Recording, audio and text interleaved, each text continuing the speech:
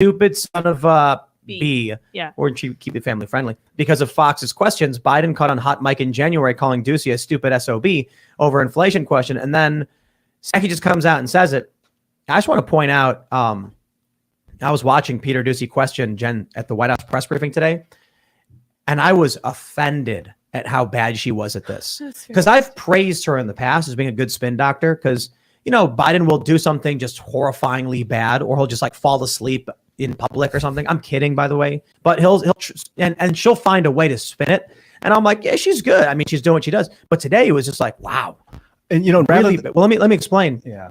She was asked by Peter Ducey, why do you recommend masks when we don't have to? And her response was, I'm not a doctor. Are you a doctor? You're not a doctor. I'm not a doctor. And I'm like, Jen, like, wow, this one's really easy. You just say airplanes are smaller with recirculated air. Yeah. I was like, you couldn't even just say that to Peter Ducey. I was like, wow, Yeah. she was not good at this. There were a couple other things that came out and she was bad.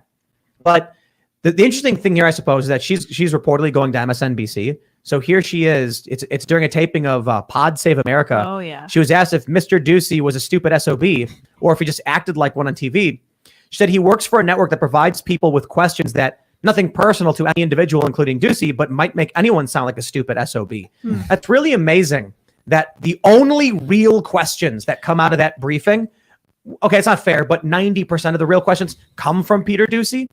There was one guy I saw asking some good questions, but I'm sitting there watching this briefing and I'm just like, has there ever been a point in our lifetimes where the White House press briefing revealed any relevant or important information? Or are we all just recognizing it's theater, and whether it be Sean Spicer or Jen Psaki, they're going to say whatever they have to spin. They're not going to tell you the truth. For once, I'd like someone to come out with like a scotch, and it's like, you know, just Donald Trump or Biden, and he's like swirling it, and they're like, what are we doing in Yemen? Making a lot of money. We're selling weapons to the Saudis, and they're blowing up villages, but whew, good for the economy. Next question. Syria? Ooh, oil. Well, we're trying to build a pipeline. What's next? And I'm just like, wow, but they're not going to do that. I would love to see inside of Kayleigh McEnany's big book that she used to carry with her. I would love to see what's in there. Okay, I got to take that back. Yes. She's great. That was epic. She's great. She had the big book. And whenever the press would say something, she'd be like, and she'd like reference, you're full of it. Okay. That was actually substantive. Yeah.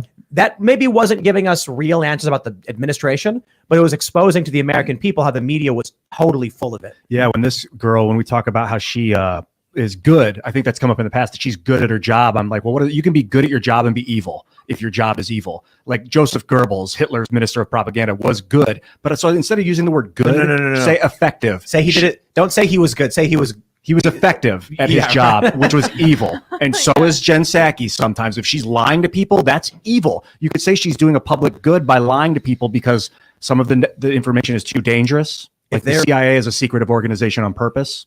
But I don't think I don't know. What do you think about it? If there is any man on the planet who is the easiest to take out of context and make a montage of just horrifying things, Ian. Yes. Thank you, Tim. You recognize my greatness. You need your own Jen Psaki. Thanks, dog. You need to hire I am my own Jen Psaki. No, but the issue is, and Ian made a good point just now that Goebbels, Joseph Goebbels or something. He like was that. effective, and it was terrifying.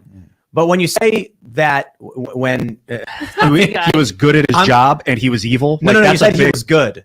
Yeah, but I kind of got diverted the conversation. I'm like, you got to make sure you finish that thought. He was effective. So were the Nazis at what they were trying to accomplish, but they weren't good. And so you can look at what Jen's doing. I mean, she's just bad at her job and also doing. I don't know if I want to claim she's doing evil, but I want to have hope for the American government. But sometimes I think like a little transparency goes a long way. Yo, they're checked out, I think. They're all evil. I mean, they've been forcing masks on little kids in airplanes, kicking families off because a 2-year-old won't wear their mask.